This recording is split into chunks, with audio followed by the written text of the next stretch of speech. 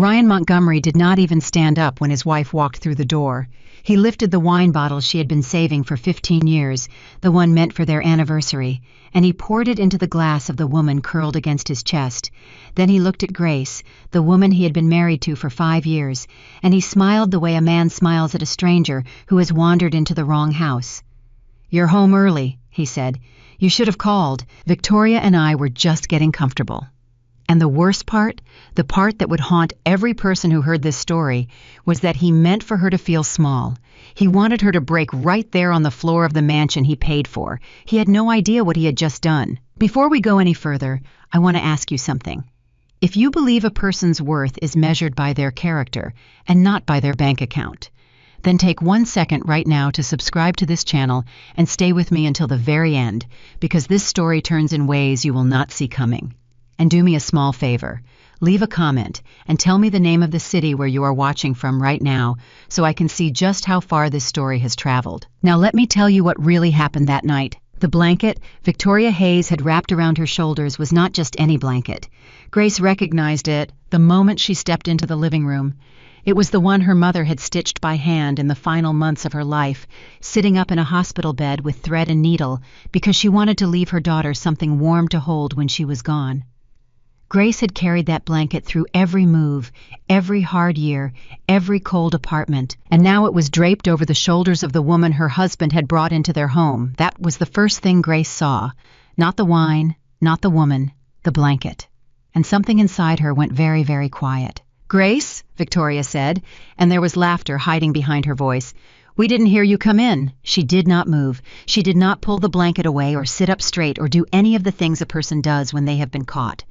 Instead, she settled deeper into the couch, deeper into the space that belonged to Grace, and she sipped the wine like she had every right to it. Grace did not answer her. She looked at Ryan. "How long?" she said. It was not even a question. It came out flat, almost gentle, the way you might ask about the weather. Ryan shrugged. He actually shrugged. "Does it matter?" he said. "You've been so busy with your little charity projects, running around with checkbooks I gave you, smiling for cameras, pretending you matter. A man gets lonely, Grace." "How long?" she said again. "Long enough," he said. And then he laughed. "You really want to do this now? You want to stand there in your wet coat and make a scene? Go ahead. Cry. Throw something. It won't change anything." He leaned back and put his arm around Victoria. "This is my house, my money, my life. You're a guest here, sweetheart. You always have been. You just forgot." There was a long pause then, and the rain was loud against the windows, and Grace did the one thing nobody in that room expected. She did not cry. She did not scream. She took a slow breath, and she nodded like a woman who had finally received the answer to a question she had been carrying for a very long time. "You're right about one thing," she said quietly. "I did forget. I forgot what I let you turn me into." "Oh, here we go," Ryan said, rolling his eyes toward Victoria. "The speech. Every woman has one. Let's hear it." But there was no speech. Grace reached up and slid the wedding ring off her finger. It came off easily, far too easily, as if it had been waiting years to leave. She set it on the table by the door, the marble table he had bought to impress his investors, and the small clink of metal on stone was somehow louder than all of his words. "What are you doing?" Ryan said, and for the first time something flickered across his face. Not fear, not yet, just the smallest crack of confusion. "I'm leaving," Grace said. He laughed again, but it was thinner this time. "And where exactly are you going to go? You don't have a car that isn't in my name. You don't have a credit card I didn't give you. You don't have a single dollar that didn't come out of my pocket. You were a waitress, Grace, a cafe waitress with a sad story and a dead mother. I lifted you up out of nothing, and the second you walk out that door, you go right back to it." Grace stopped at the threshold. She turned and she looked at him for a long moment, and what frightened Ryan, what he would think about for the rest of his life, was that there was no hatred in her eyes. There was only a kind of pity. "You really believe that?" she said. "After 5 years, you really believe that's who I am?" "I know who you are," he snapped. "No," she said softly. "You don't. You never once asked. And that's going to cost you more than you can possibly imagine." Then she picked up one small bag, the same bag she had brought into the marriage packed in under 3 minutes, with nothing but a few clothes and her mother's blanket, which she gently lifted from Victoria's shoulders without a word, and she walked out into the storm. Ryan stood in the doorway and watched her go. The rain swallowed her almost immediately. He told himself she would be back by morning, by tomorrow night at the latest. Where could she possibly go? He turned back inside, refilled his glass, and put the whole thing out of his mind. He had a company to run. He had investors flying in from Tokyo. He had a life and empire, a name that opened every door in the city. And Grace had a wet coat and a duffel bag. "She'll come crawling back," he told Victoria. "They always do." Victoria smiled and said nothing, because Victoria had learned a long time ago that men like Ryan only liked agreement. But here is what Ryan Montgomery did not know. Here is the truth that had been sitting in his own house for 5 years, sleeping beside him, eating breakfast across from him, smiling at his cruel jokes and absorbing his casual insults. The woman he had just thrown into the rain was not a cafe waitress. She had never been a cafe waitress, not in the way he meant it. She had worked in that cafe, yes, but she had done it the way some people climb mountains by choice out of love, with her eyes wide open. And the story of why she did it was about to come apart in his hands like wet paper. Grace walked 4 blocks in the rain before she stopped under the awning of a closed bookstore and pulled out a phone he had never seen, a simple phone with one number saved in it. She dialed, and a man's voice answered on the second ring. "Miss Carter," the voice said. "We've been waiting a long time for this call." "It's time, Daniel," Grace said. "Start everything." "Are you certain?" the voice asked. "Once we begin, there's no quiet way to walk it back." Grace looked out in the rain at the city lights smearing across the wet pavement, and for the first time in 5 years, she felt the weight come off her chest. "I've been certain for 2 years," she said. "I was just waiting for a reason to stop pretending. He gave it to me tonight." And on the other end of that line, in an office 40 floors above the city, a team of people Ryan Montgomery had never heard of began to move. Let me take you back, because to understand what Grace was about to do, you have to understand who she really was, and you have to understand it the way Ryan never bothered to. Grace Carter was born in a small town in Ohio, to a mother who cleaned houses and a father who left before Grace could walk. Her mother, Eleanor, was the smartest person Grace ever knew, a woman who read library books at the kitchen table until midnight, and who told her daughter every single day that the mind was the one thing in this world no one could ever take from you. "They can take the house," Eleanor used to say. "They can take the car, the money, the name. But what you know, baby, what you build up here, that's yours forever." Grace believed her. Grace took it to heart in a way that changed the shape of her entire life. She was the kind of child who took apart radios just to see how they worked and then put them back together better than before. By the time she was 16, she was correcting her physics teacher gently because she had never learned how to be cruel. By the time she was 18, she had a full scholarship to Stanford, and her mother cried for 3 days, partly out of pride and partly because she knew the distance was going to be hard. At Stanford, Grace did not just succeed. She left her professors speechless.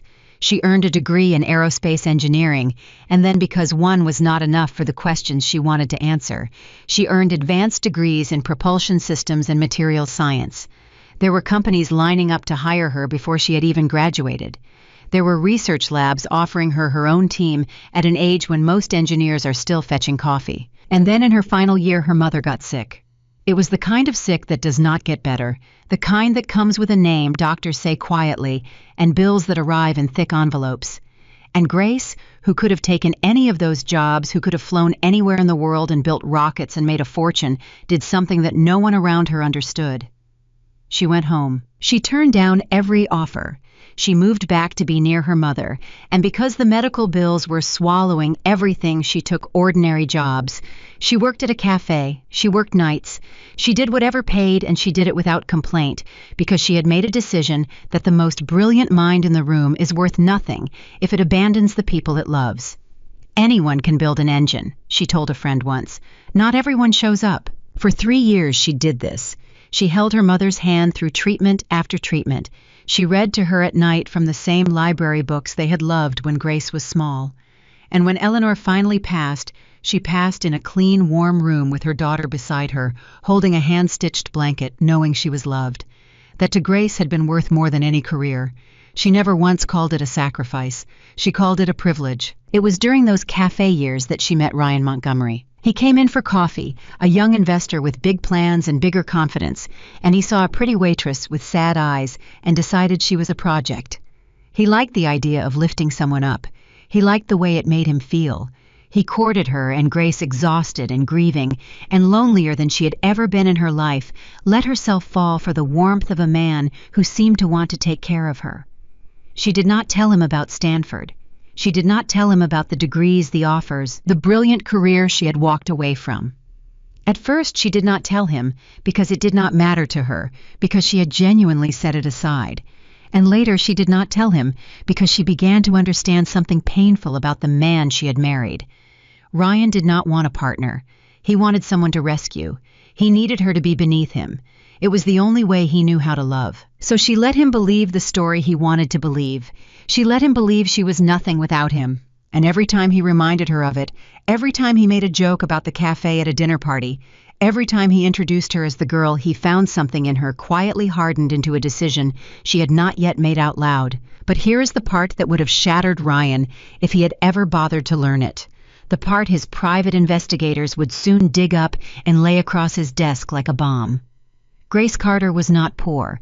She had not been poor for years. Her mother's father, a man Grace had barely known growing up because of an old family rift, had been one of the most respected technology investors in America, a quiet legend, the kind of man whose name appeared in the fine print of half the breakthroughs of his generation. He and Eleanor had not spoken in decades, a wound that never healed. But when he died just 1 year before Eleanor herself fell ill, his will revealed a secret he had carried in silence. He had been watching his granddaughter from a distance the entire time. He had read about the Stanford scholarship. He had quietly tracked her work, and he had left nearly $600 million to a granddaughter he had never had the courage to call. Grace had inherited a fortune, and she had never touched a single dollar of it while she was married to Ryan. Think about that. Let that sit for a moment. The woman Ryan mocked for spending his money, the woman he called a guest in his own house, the woman he swore would have nothing without him, had more money sitting untouched in accounts than he had built in 30 years. She could have walked away on the very first night he insulted her. She could have bought his company out from under him while he slept. But she did not. And the reason why is the most important thing in this entire story. She stayed because she loved him, not because she needed him, not because she had nowhere to go. She had everywhere to go. She had the whole world at her feet and a vault full of reasons to leave, and still she stayed, hoping year after year that someday the man she married would look across the table and finally see her, really see her. She kept the money hidden, not out of fear, but out of a desperate, fading hope that Ryan loved the woman he thought was poor, and that if she ever revealed the truth, she would never know whether he loved her or her fortune. So she waited. She managed his charities. She smiled at his investors. She absorbed his cruelty, and she told herself that under all of it, there was still a man worth waiting for. She was in her own quiet way conducting the longest and most painful experiment of her life, and every year the answer came back a little colder. What Ryan did that stormy night was not the beginning of the end. It was the end of the waiting. When he poured her anniversary wine into another woman's glass and wrapped her mother's blanket around his mistress and laughed at her for being nothing, he did not break Grace Carter. He freed her. He gave her permission to stop hoping. And a woman with $600 million, 2 advanced engineering degrees, a mind that left the best in the world, speechless, and absolutely nothing left to lose, is the most dangerous person you will ever underestimate. That night, under the awning of a closed bookstore, when she told Daniel to start everything, she was not making a threat. She was not plotting revenge. Revenge was too small a word for what was coming, and it was not even what she wanted. The plans had existed for 2 years, the patents were filed, the technology was nearly ready, the company was waiting for her. She had been holding it all back, keeping it dim the way you might cup your hand around a flame to protect it from the wind. Ryan had just blown the wind away. Now the flame was free to become a fire. Daniel had asked her if she was certain. He had asked because he knew what came next. He knew that the moment Grace Carter stepped into the light, the entire technology industry was going to feel the ground shift, and a man named Ryan Montgomery was going to wake up one morning and discover that the wife he threw into the rain had been the most extraordinary person he would ever meet, and that he had spent 5 years too proud and too blind to notice. But that was still to come. On this night, Ryan knew none of it. He sat in his warm mansion with his wine and his mistress and his certainty, and he checked his phone for a text from Grace that was never going to come. He told himself again that she would be back. He almost believed it. Across the city, soaked to the skin, and holding the only thing in the world she truly cared about, Grace, hailed a cab and gave the driver an address Ryan had never heard of. As the car pulled away from the curb, she did not look back at the life she was leaving. She looked forward. And for the first time in 5 years, Grace Carter was not waiting to be chosen. She had finally completely chosen herself. The cab driver, an older man with kind eyes, glanced at her in the mirror. "Rough night, miss?" he asked. Grace looked out the window at the rain, and something that was almost a smile touched her face. "No," she said quietly. "Best night I've had in years. I just didn't know it until now." The driver chuckled. "Sounds like you're starting over." "No," Grace said. "I'm starting on time." And somewhere in a glass office 40 floors above the sleeping city, a team of brilliant people Ryan Montgomery had never heard of switched on their screens, opened the files they had been guarding for 2 years, and got to work on a future that was about to make the whole world say one name over and over again: Grace Carter. 3 days passed and Grace did not come back. Ryan told himself it meant nothing. He sat at the head of the long table in his office, surrounded by men who flinched when he raised his voice, and he checked his phone for the 4th time in 10 minutes. Nothing. No call, no text, no tearful voicemail begging to come home. He set the phone face down and told himself she was just being dramatic, that she was sleeping on some friend's couch, eating ramen, learning her lesson. "She'll break by the weekend," he said out loud to no one. His assistant, a young woman named Priya, who had worked for him for 2 years and had never once seen Grace raise her voice, looked up from her notepad. "Sir." "Nothing," Ryan snapped. "Get me the Tokyo numbers." But by the 5th day, the silence had begun to do something to him. It crawled under his skin. He had expected anger from her, and he knew how to handle anger. He had expected tears, and tears he could ignore. What he had not expected was nothing. The complete, absolute absence of Grace. It was as if she had not just left the house, but stepped off the edge of the world. On the 7th day, he called her phone. It rang once and went dead. He called again. This time, a recorded voice told him the number was no longer in service. Ryan sat very still for a long moment. Then he picked up the phone again and dialed a number he had not used in years. "Marcus," he said when the line connected. "It's Ryan Montgomery. I need you to find someone. My wife." Marcus Doyle was the best private investigator money could buy, the kind of man who found people who did not want to be found. "Standard package?" Marcus asked. "Last known address, financials, the works. Everything," Ryan said. "I want to know where she's sleeping. I want to know who she's talking to, and I want it fast." "Give me 48 hours, Marcus said. It took him 12. Ryan was eating dinner alone, Victoria having gone shopping with a card he had stopped enjoying, paying for when his phone buzzed with a call from Marcus. He picked it up, smiling, expecting an address, expecting the satisfaction of knowing exactly how far Grace had fallen. "Tell me she's in a motel," Ryan said. There was a pause on the line, a long one. "Mr. Montgomery," Marcus said slowly, "I need you to sit down." Ryan laughed. "I'm sitting. What is it? Did she go back to Ohio? Is she waitressing again? God, that's almost poetic."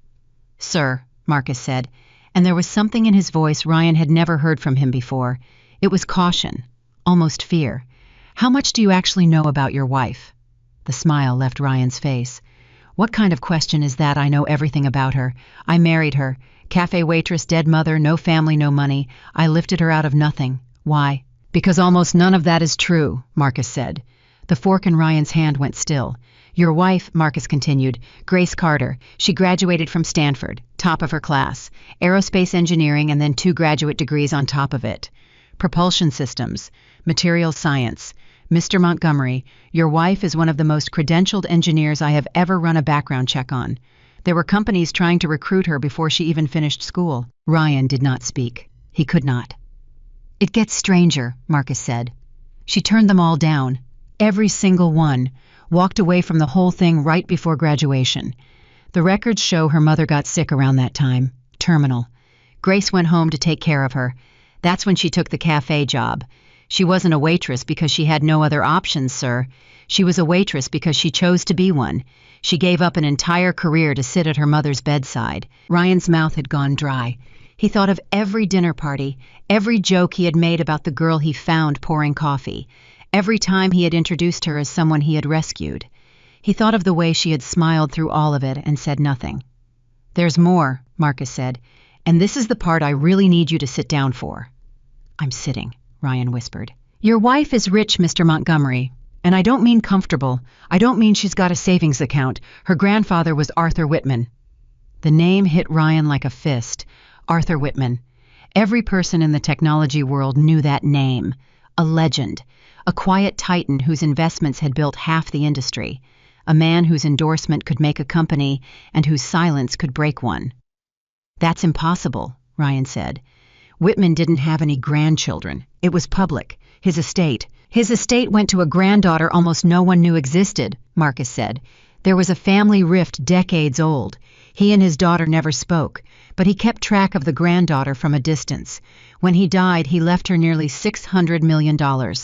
Ryan stood up so fast his chair fell over behind him. $600 million, Marcus repeated. "And here's the thing that's going to keep you up tonight, sir. She inherited it before she met you. She had that money the entire time she was married to you. And as far as I can tell from her financials, she never touched a dollar of it. Not one. She lived on your money. She let you believe she had nothing, while she was sitting on a fortune larger than yours." The phone slipped slightly in Ryan's hand. He pressed it harder to his ear. "Why?" he heard himself say. "Why would she do that? Why would she hide it? Why would she stay and let me—" He stopped. He could not finish the sentence because finishing it meant saying out loud all the things he had done to her. "That's not my department," Marcus said quietly. "But if you want my read on it, Mr. Montgomery, having done this job for 20 years, a woman doesn't hide that kind of money to trick you. She hides it because she wants to know if you love her without it. She was testing you. And from where I'm standing, looking at the timeline of when she walked out, I'd say she finally got her answer." The line went silent. Ryan stood in his enormous dining room surrounded by everything his money had bought, and for the first time in his adult life, he felt small. "Find her," he said. His voice cracked. "Marcus, just find her. I have to talk to her. I have to—" "That's the other problem," Marcus said. "I can't." "What do you mean you can't? You found all this in 12 hours. "I found her history in 12 hours, Marcus said. "Finding her right now is a different thing. Somebody's protecting her, and I mean serious protection. New phone, new accounts, a legal wall around her movements that I've only ever seen around people who can afford a small army of attorneys. Wherever your wife went, Mr. Montgomery, she didn't stumble there. She planned it. This wasn't a woman running away in the rain. This was a woman executing a plan she'd had ready for a long time." Ryan hung up without saying goodbye. He stood there for a long time. Then he did something he had not done in years. He walked through the house slowly, room by room, looking at it the way you look at a place you are about to lose. And everywhere he looked, he saw her. Not the woman he had insulted. The woman he had never bothered to know. He saw the bookshelf in the study packed with engineering texts he had assumed were decorative. He saw the small desk in the corner of the guest room where she sometimes worked late at night and which he had never once asked about. He saw the notebooks. He pulled one open and found it filled page after page with equations and diagrams and the quick, confident handwriting of someone who understood things he could not begin to follow. She had been doing this the entire time, right under his roof, while he laughed at her.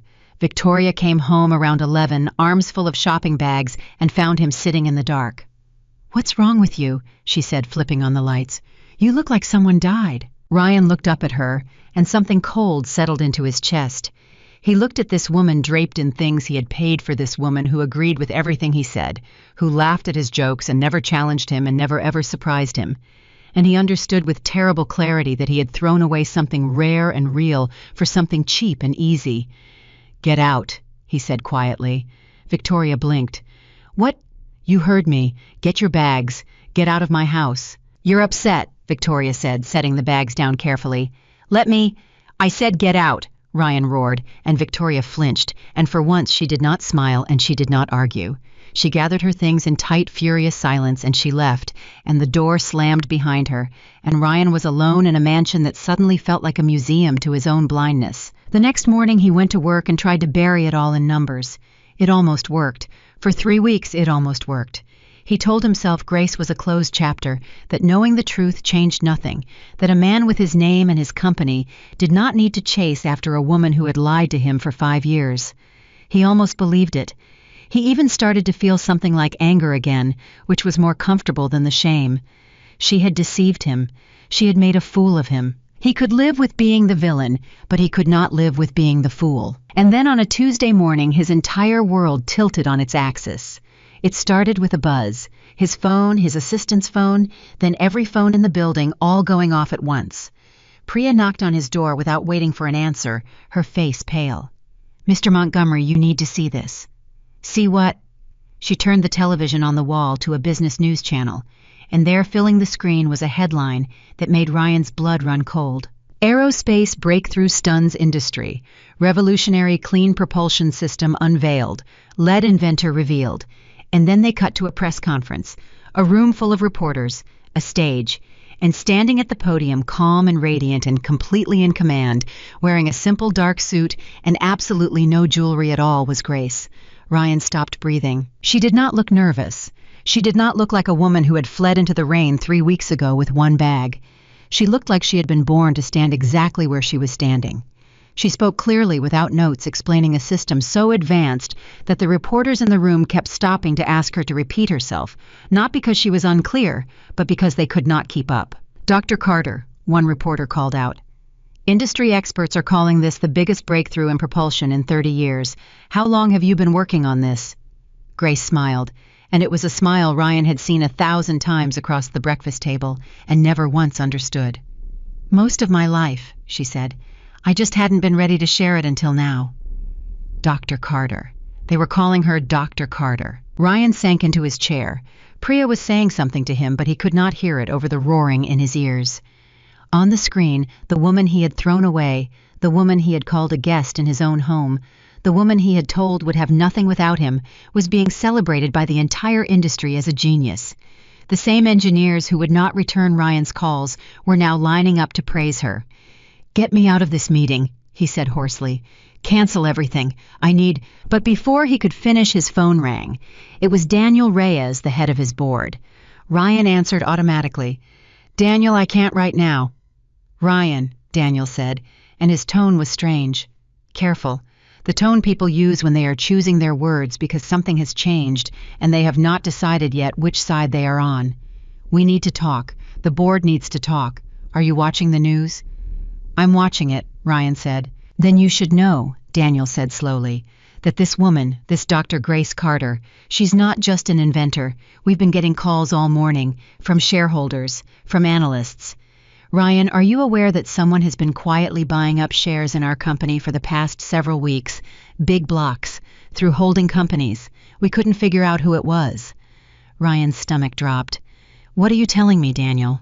"I'm telling you we figured out who it is," Daniel said. "It's her. It's your wife. Grace Carter has acquired a significant ownership stake in this company, significant enough that she now has a seat at the table whether we like it or not. Ryan, your ex-wife, is becoming one of the largest shareholders in your own company." The phone went silent. Ryan stared at the screen at Grace's calm and confident face, and he finally understood the thing Marcus had tried to warn him about. This was not a woman running away in the rain. This had never been about running away. Every step of this had been planned. The patents, the technology, the company, the shares. While he had been congratulating himself on getting rid of her, she had been quietly closing her hand around everything he owned. "Why is she doing this?" he whispered, and he was not even asking Daniel anymore. He was asking the room. He was asking himself. "She's not even angry. Look at her. She's not trying to hurt me. She's just—" He stopped, because that was the worst part. The thing that finally broke through every wall of pride and denial Ryan Montgomery had built around himself. Grace was not attacking him. She was not standing on that stage saying his name or settling scores or seeking revenge. She had not mentioned him once. She was simply calmly, effortlessly proving that everything he had believed about her was a lie. She was not trying to tear him down. She was just rising. And the rising alone was enough to expose how small he had always been. On the screen, a reporter asked Grace one final question. "Dr. Carter, there are rumors connecting you to Montgomery Technologies. Any comment on your relationship to the company or to its CEO?" The room went quiet. Even the reporters seemed to sense they were standing at the edge of a much larger story. Grace looked directly into the camera. And for just one moment, just a fraction of a second, Ryan would swear later that she was looking right at him through the screen across the city, into the office where he sat falling apart. "I have no comment on the past," she said simply. "I'm only interested in what we build next." Then she stepped away from the podium, and the press conference erupted, and the news anchors began breathlessly speculating. And somewhere deep in the building, Ryan heard his own board members already beginning to whisper. He sat alone in his office for the rest of the day. He did not take calls. He did not look at the Tokyo numbers. He watched the footage of Grace replay on the screen over and over again, and each time he saw something new. He saw the woman who had carried her mother's blanket out into the storm. He saw the woman whose notebooks filled an entire drawer. He saw the woman who had loved him enough to hide $600 million just to find out if he loved her back, and who had received her answer the night he threw that blanket at her feet and told her to kneel. By evening, his phone had stopped ringing. The silence in the office was the same silence that had been waiting for him in his empty house. And Ryan Montgomery, billionaire CEO, the man who had built an empire and believed himself untouchable, finally understood that the most dangerous thing he had ever done was look at an extraordinary woman every single day for 5 years and never once bother to see her. He picked up his phone, and knowing it would not connect, knowing the number was dead, knowing she was somewhere far beyond his reach, now he dialed Grace's old number anyway. It rang once, and then to his absolute shock, it did not go to a deadline. A man's voice answered, calm, professional, a voice Ryan had never heard. "Mr. Montgomery," the voice said, as though it had been expecting his call for weeks. "Dr. Carter thought you might reach out eventually. She left a message for you. Would you like to hear it?" Ryan's hand was shaking. "Who is this?" "Just listen," the voice said. Her words. "She said to tell you this. I waited 5 years for you to ask me a single question about who I really was. You never did, so I stopped waiting. That's all, Mr. Montgomery. That's the whole message." The line went dead. And Ryan Montgomery sat alone in the dark in the wreckage of everything he thought he knew, holding a phone that would never ring with her name again. The deadline was still buzzing in Ryan's ear when his office door opened without a knock. It was Daniel Reyes, and behind him were 2 other board members, and not one of them was smiling. Ryan knew that look. He had worn that look himself years ago, walking into rooms to deliver news that ended careers. "We need to talk now," Daniel said. "Not tomorrow, now." Ryan set the phone down slowly. "It's 9 at night, Daniel." "The shareholders don't care what time it is," Daniel said. "Half of them have been on the phone with me since that press conference. They want to know how the lead inventor of the biggest breakthrough in 30 years happens to be the ex-wife of our CEO. They want to know how she bought into this company without any of us noticing. And they want to know, Ryan, whether the man running this company is in control of anything at all." Ryan stood up. Old instinct. When attacked, attack back. "I built this company. I have run it for 15 years. One press conference does not change. It changes everything," cut in a sharp voice. It was Eleanor Pierce, the oldest member of the board, a woman who had sat on it longer than Ryan had been CEO, and who had never once raised her voice in all that time. She did not raise it now either. She did not have to. "Sit down, Ryan. You're embarrassing yourself, and frankly, you've embarrassed all of us. Do you have any idea what we look like right now? The genius was in your own house for 5 years, and you let her walk out the door because you were too busy with a woman half your age." Ryan's jaw tightened. "That's not—" "Don't," Eleanor said quietly. "Don't insult us by lying. We all know what happened. The whole industry knows by now. The only question left is what we do about it." There was a silence in the room, the kind that has weight, and Ryan felt the floor shifting under him. "What are you saying?" he said. Daniel exhaled. "There's going to be a vote of confidence. The board needs to decide whether you remain CEO." Ryan laughed, but it came out hollow. "You can't be serious. Over a propulsion system, over my ex-wife getting some press." "Over the fact," Eleanor said, "that she now controls enough of this company to call for that vote herself. And she has. The request came in 2 hours ago. Dr. Grace Carter has formally requested a board meeting to discuss the leadership and direction of Montgomery Technologies." Ryan sat back down. He did not decide to. His legs simply stopped holding him. "She wants the meeting in person," Daniel added. "Here, Friday." 3 days.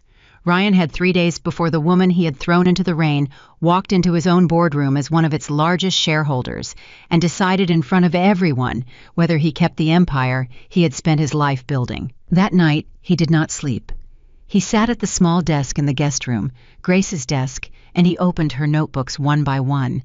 He could not understand most of what was in them.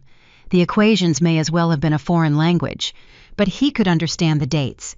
The earliest notebook went back 6 years, before they were married. She had been working on this propulsion system before she ever met him.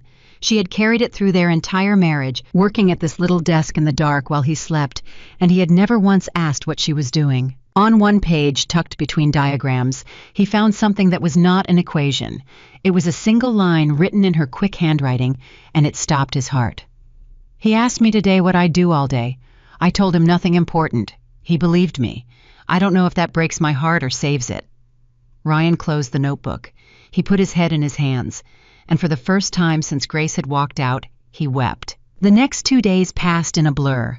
Ryan called in every favor he had. He called the analysts. He called the engineers who had once worshipped him. He even, in a moment of desperation, tried to reach Victoria, thinking perhaps the public needed to see him moving on looking unbothered. Victoria did not answer. She had, he learned, already given an interview to a gossip site about the cold and controlling billionaire who had thrown her out. The story was everywhere by morning. It made him look exactly like what he was. By Thursday night, even his most loyal supporters had gone quiet. The whisper in the building had become a roar he could hear through the walls. Everyone knew. Everyone was waiting. And the man who had once walked into rooms and watched people straighten their backs, in fear now walked into rooms and watched people look away. Friday came. The boardroom on the 40th floor was full by 9 in the morning. Every seat taken. Every member present, plus a row of attorneys, plus a representative from the largest institutional shareholder. Ryan sat at the head of the table where he had sat for 15 years, and he had never felt so alone in that chair. At 9:15, the door opened. Grace walked in. She was not flanked by lawyers the way Ryan had imagined. She came in alone, carrying a single slim folder, wearing the same simple dark suit and no jewelry, and the room went absolutely silent. These were powerful people, people who did not impress easily, and yet every one of them sat up a little straighter when she entered. She had that quality now, the quality of someone who had stopped asking permission to exist. She did not look at Ryan first. She looked at the board. She nodded to Eleanor Pierce, who nodded back with something close to respect. "Thank you for seeing me," Grace said, and she took the empty seat at the far end of the table directly across from Ryan, the length of the long table between them. "I know this is unusual. I'll be brief." "Dr. Carter," Daniel began, "we're all aware of the situation, and I want to say on behalf of the board—" "You don't need to manage me, Mr. Reyes," Grace said gently. "I'm not here to make a scene. I'm here because I own a substantial part of this company, and I take that responsibility seriously. More seriously, I think, than it's been taken in some time." She opened her folder and slid identical copies down the table to each board member. Ryan reached for his with a hand he could not keep steady. "What you're looking at," Grace said, "is an independent analysis of this company's last 3 years, its declining R&D investment, its lost contracts, its talent leaving for competitors, its falling margins. I didn't commission this to embarrass anyone. I commissioned it because before I put my name and my money near a company, I do my homework. I always have." Eleanor Pierce was already turning pages, her eyebrows rising. "This company is dying," Grace said simply. "Slowly, but it's dying. Not because the technology is bad, because the leadership stopped building and started coasting. It stopped taking risks. It started protecting the comfort of the man at the top instead of the future of the people who work here." Every eye in the room turned to Ryan. He opened his mouth to defend himself, but Grace held up one hand, and remarkably he stopped. "I'm not finished," she said, "because I didn't come here to bury this company. I came here because I think it can be saved. The engineers are good, the bones are good, with the right propulsion technology, the right investment, and the right leadership. This could be one of the most important companies in the country within 5 years." A ripple went through the board. This they had not expected. "You'd license your technology to us?" Daniel asked, leaning forward. "Under the right conditions," Grace said. "I'd do more than that. I'd invest, heavily. I'd bring my team. I'd help rebuild this company from the inside out." She paused. But I won't do any of it under the current leadership. That's my condition. That's why I called this meeting. And there it was, the thing the entire room had been waiting for. Grace Carter had just made an offer to save the company, to make every person at that table richer than they had ever imagined, and the only price was Ryan Montgomery's chair. Ryan felt the world close in. "So this is revenge," he said, and his voice came out lower and rawer than he intended. "You came all this way to take everything from me, to do it in front of everyone." Grace looked at him for the first time since she had entered the room, and what was in her eyes was not triumph. It was not even anger. It was the same thing he had seen the night she left. It was that terrible, gentle pity. "You still think this is about you," she said quietly, "after everything. You still think I planned years of work, filed dozens of patents, built a company, and earned multiple degrees all, so that one day I could hurt your feelings in a boardroom." She shook her head slowly. "Ryan, none of this was ever about you. That's the part you can't accept. You were never the center of my world. You only thought you were because I let you believe it." The room was so quiet you could hear the building hum. "Then why the condition?" Eleanor Pierce asked, not unkindly. "If it isn't personal, Dr. Carter, why insist that Ryan step down?" Grace turned to her. "Because I'm a scientist," she said. "I follow the data, and the data on this man's leadership is in the folder in front of you. I'm not asking him to step down because he hurt me. I would never let something so small drive a decision this large. I'm asking him to step down because he is by every measurable standard the wrong person to lead this company into the future. The personal history makes it uncomfortable. It doesn't make it untrue. And that somehow was worse than any revenge could have been. Ryan would have understood hatred. He could have fought hatred. But Grace was not destroying him out of passion. She was setting him aside the way you set aside a tool that no longer works, with no anger and no joy, simply because it was the correct thing to do. The board went into discussion. Ryan was asked to wait outside. He stood in the hallway for 40 minutes, the longest 40 minutes of his life. Through the frosted glass, he could see shapes, moving hands, gesturing the slow machinery of a decision being made about his entire existence. And the strangest thing happened while he waited. He stopped thinking about the company. He stopped thinking about the chair, the title, the empire. He thought about a small desk in a dark room and a single line of handwriting. "He believed me." I don't know if that breaks my heart or saves it. The door opened. Daniel stepped out, his face unreadable. "They want you back in," he said. Ryan walked back into the room and stood at the head of the table he might never sit at again. Eleanor Pierce folded her hands. "Ryan," she said, "the board has reached a decision. But before we share it, Dr. Carter asked for a moment alone with you. The rest of us will step out." She paused. "I suggest you use it well." One by one they filed out, until it was only the two of them in the enormous boardroom, the length of the long table between them, exactly as it had been when she walked in. For a long moment neither of them spoke. "You didn't have to do it this way," Ryan finally said. "You could have called. You could have just told me that first night who you really were. We could have what?" Grace said. "Been equals Ryan the day you found out I had money. Do you honestly believe you would have looked at me as a partner? Or would you have looked at me as a threat? You needed me to be beneath you. It was the only way you knew how to love anyone. I didn't hide who I was to trick you. I hid it because somewhere deep down, even on the first day, I already knew the answer. I just wasn't brave enough to admit it for 5 years." Ryan had no defense. There was none. "I'm sorry," he said, and he meant it more than he had ever meant anything. "For all of it. For the affair, for the things I said, for never asking, for the blanket. God grace the blanket. I didn't even know it was your mother's. I never asked. I never asked you anything." Something flickered in Grace's eyes, then the smallest crack in her composure, the first real emotion she had shown. "No," she said softly. "You didn't." "Tell me how to fix it," Ryan said, and he was almost begging now.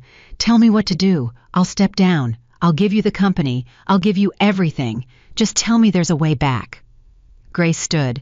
She picked up her slim folder, and she walked the length of the long table until she stood beside him, closer than they had been since that stormy night. "There's no way back, Ryan," she said. "But there might be a way forward. Not for us. That door closed the night you told me to kneel. But for this company, for the people who work here, for the woman I'm trying to be now instead of the woman I let you make me into." She looked at him, and the pity in her eyes had softened into something almost like sorrow. "The board's keeping you, by the way, as an advisor. Not as CEO. I asked them to. Ryan stared at her. You asked them to keep me? I asked them not to throw you in the street, Grace said. Because unlike you, I know what it's like to be told you're nothing. I would never do that to another person, not even to you. She moved toward the door. Take the advisor seat. Learn something. Become a man worth the second chance you don't deserve. That's the only mercy I have left to give you. She put her hand on the door. Grace, Ryan said. His voice broke on her name. Did you ever love me? Was any of it real? She stopped. She did not turn around. All of it was real, she said quietly. That's what made it the worst 5 years of my life. I loved you completely, Ryan. I loved a man who didn't exist, because the real one never bothered to show me who he was either. We were both strangers. The difference is, I knew it and I stayed anyway hoping. You didn't even know enough to hope.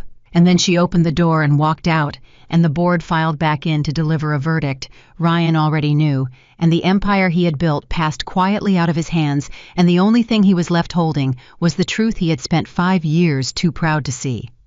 For 3 months, Ryan Montgomery did the hardest thing he had ever done in his life. He stayed. He took the advisor's seat. He sat at the end of the long table where Grace had sat that first morning, and he watched another man run the company he had built. It was humiliating. Every instinct in him screamed to quit, to walk away with what was left of his pride, to go somewhere no one knew his name. But every time he thought about leaving, he heard her voice. Become a man worth the second chance you don't deserve. And so he stayed. And he did something he had never done in 15 years of leadership. He listened. Grace did not come to the office often. She ran her own company from Chicago, now leading a team of researchers that the technology press had started calling the most talented assembled in a generation. But her presence was everywhere in Montgomery Technologies. Her propulsion system, licensed under careful terms, had already brought in 2 major contracts the company had lost years ago. Her standards had quietly reshaped how the engineers worked. The whole building moved differently now, with a kind of urgency and pride Ryan had not felt in the place for a very long time. And the worst part, the part that ate at him in the quiet hours, was that it was better. The company was healthier without him at the top than it had ever been with him. She had been right about everything. He started reading. Late at night, alone in the mansion that still felt like a museum, he read the engineering texts from the bookshelf he had always assumed were decorative. He did not understand most of it, but he kept trying because for the first time he wanted to understand the world she lived in. He wanted to know what he had been blind to. One evening about 2 months in, Daniel Reyes found him at the small desk in the office surrounded by Grace's old notebooks, copies he had made before returning the originals. You know she'd find that strange, Daniel said. You studying propulsion theory at midnight. I find it strange, Ryan admitted. I don't understand a word of it. But she sat at a desk like this for 6 years, and I never once asked what she was building. The least I can do now is try. Daniel sat down across from him. He had become over these months something Ryan had never had before, a friend who told him the truth. Can I say something to you, Ryan, as someone who's known you a long time? You've earned that, Ryan said. You're a different man than you were 6 months ago, Daniel said. I don't know if you can see it, but the rest of us can. You used to walk in here like the building owed you something. Now you walk in like you're grateful to still have a seat at the table. He paused. She did that. Whatever else happened, she made you into someone worth being around. Ryan was quiet for a long moment. I'd trade all of it, he said finally. Everything I've learned. To have one chance to go back to that night and ask her one question. Just one. Who are you really? That's all I had to say. 5 years and I never asked her once. Then maybe, Daniel said carefully, you should tell her that. The opportunity came sooner than he expected. 3 weeks later, the company announced a major joint event in Chicago, a public unveiling of the first commercial application of the propulsion system. Both companies would be there, the press would be there, and Grace would be there as the inventor, as the partner, as the woman who had saved them all. Ryan was invited as an advisor. He almost did not go. He sat with the invitation in his hand for 2 days. Then he remembered the notebooks and the line that had broken him, and he booked a flight to Chicago. He told himself he was going for the company. He knew that was a lie. He was going to see her. The event was enormous. Hundreds of people, cameras everywhere, the kind of spectacle that announced a new era for an entire industry. Ryan stood at the back in a quiet corner watching Grace work the room. She was magnificent. Not in the way of someone performing, but in the way of someone who had finally completely become herself. Engineers crowded around her with questions. Reporters hung on her words. Young women, he noticed, watched her with a particular light in their eyes, the light of people who had just discovered that someone like them could stand at the center of a room like this. He waited until the crowds thinned, until the cameras had moved on, and then when she was finally alone for a moment near a window overlooking the city, he approached her. "Grace." She turned, and for just a second something crossed her face that was not quite surprise and not quite displeasure. Then it smoothed into the calm he had come to know. "Ryan," she said, "I wondered if you'd come." "I almost didn't," he admitted. "I didn't think I had the right. And yet here you are. Here I am." He looked at her, really looked at her, the way he should have looked at her every day for 5 years. "You did it," he said quietly. "All of it. Everything you said you'd do that night you've done. The technology, the company, all of it. I've spent 3 months watching it happen up close, and I still can't fully believe it." "You can't believe it because you spent 5 years believing I was incapable of it," Grace said. There was no cruelty in it, just the truth stated plainly. "That's not a wound, Ryan. It's just a fact. I made peace with it a long time ago." "I read your notebooks," Ryan said. Grace went still. "I made copies before I gave the originals back," he said. "I've been studying them. I don't understand most of it, but I understand the dates.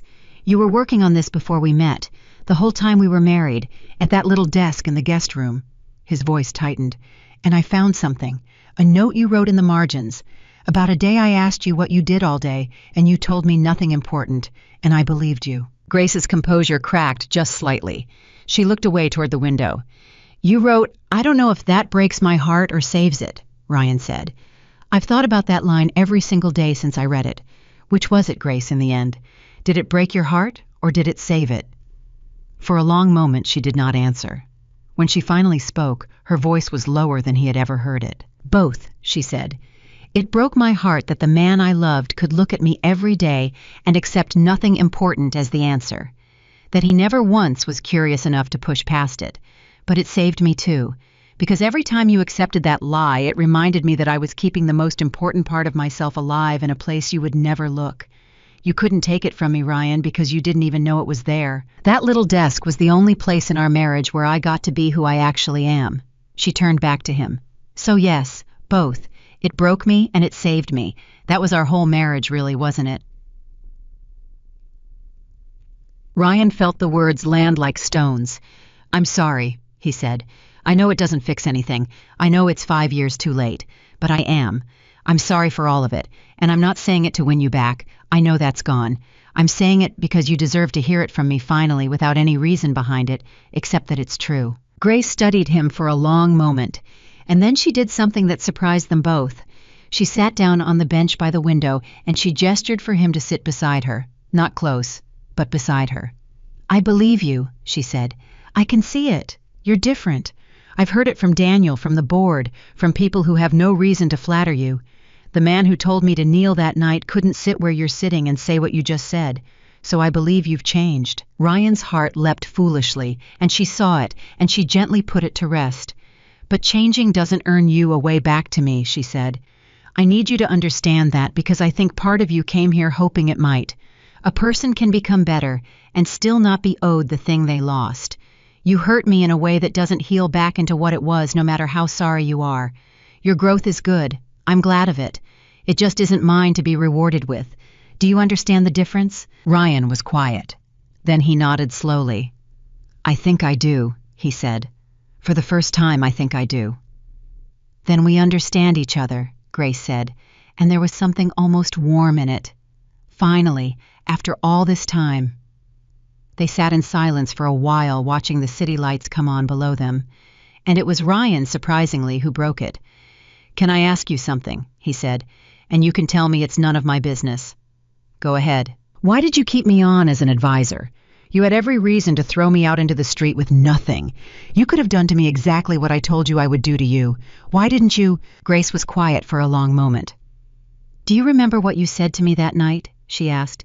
"You said I'd have nothing without you, that I was a waitress with a sad story and a dead mother, that you lifted me out of nothing." She turned to look at him.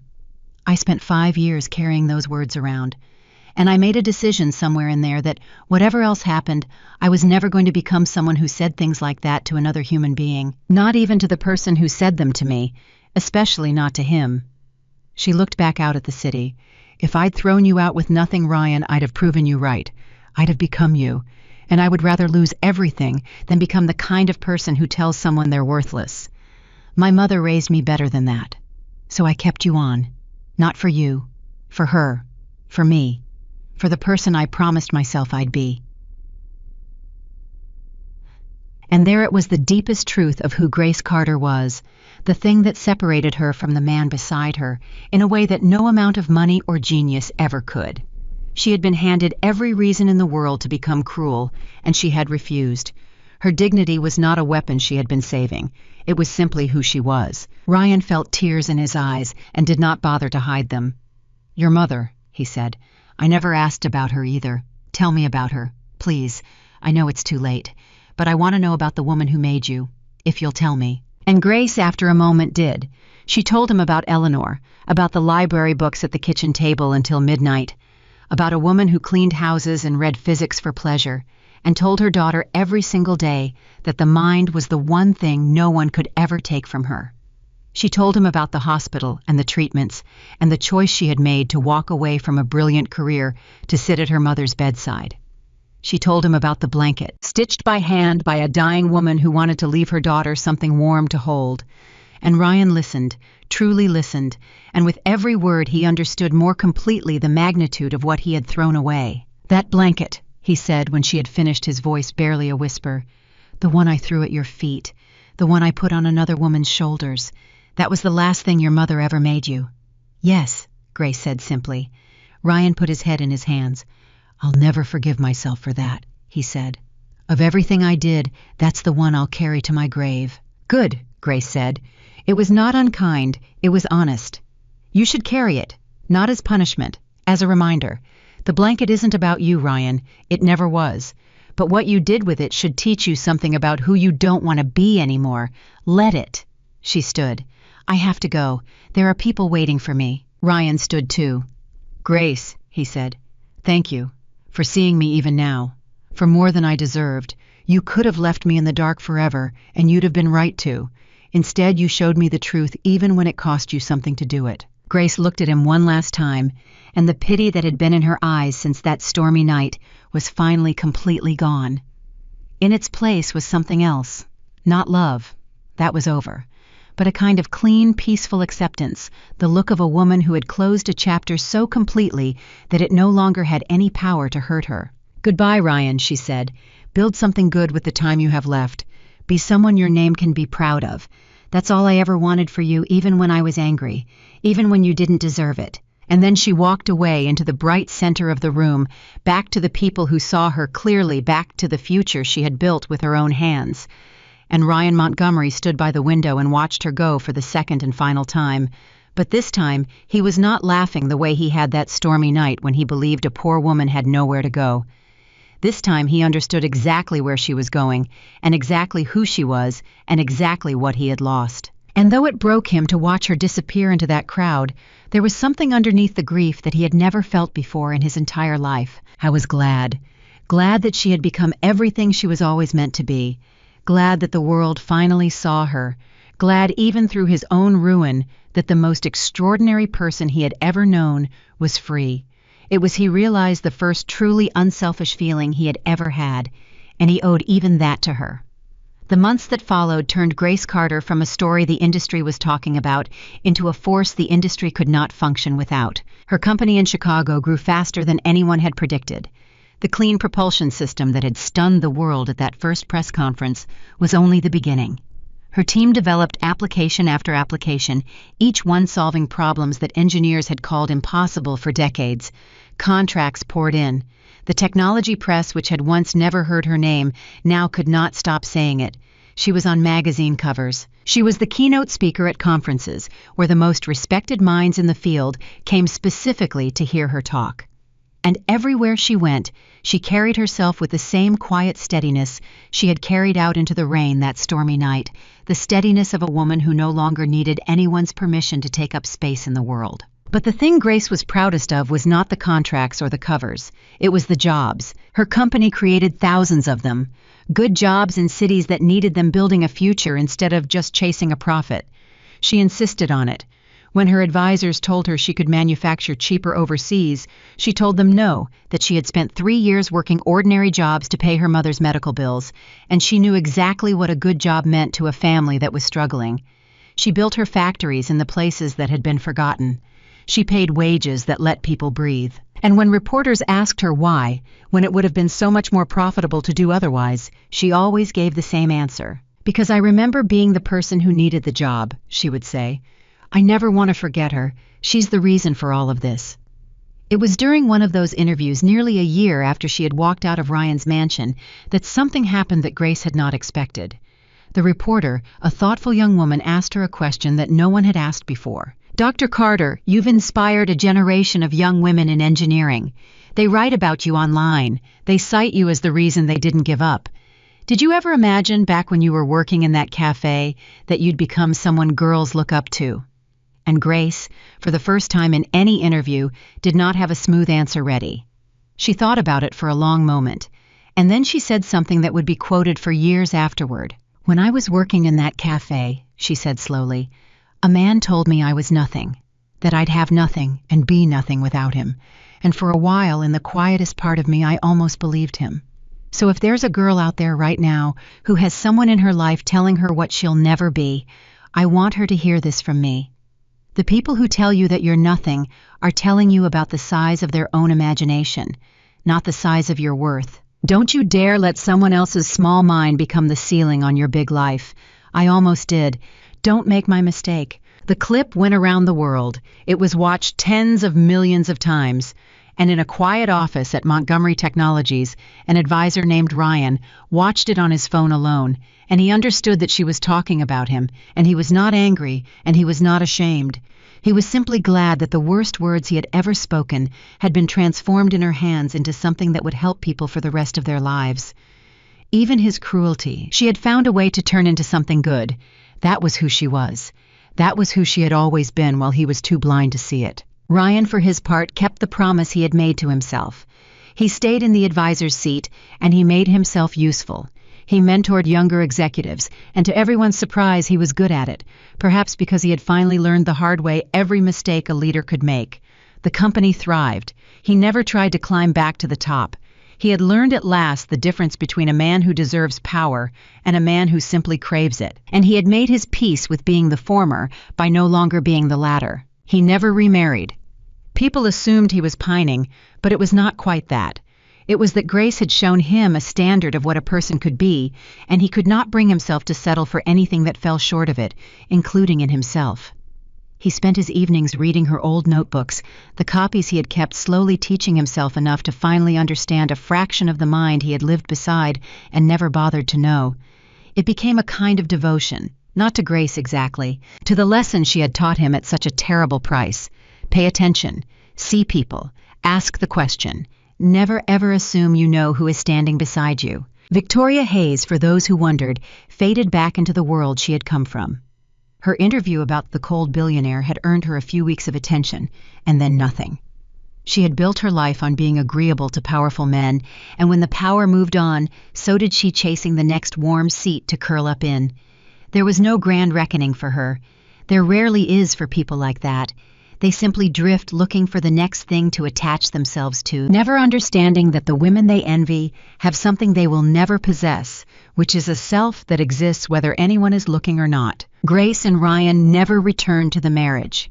Some chapters are meant to end, and theirs had ended completely the night he told her to kneel. But something else grew in the place where the marriage had been. Not love. Something quieter, and in its own way more remarkable. A respect. They saw each other a handful of times over the years that followed, always at industry events, always briefly. And every time Ryan treated her with a deference that was almost reverence, and Grace treated him with a warmth that surprised everyone who knew their history. They had become impossibly two people who understood each other.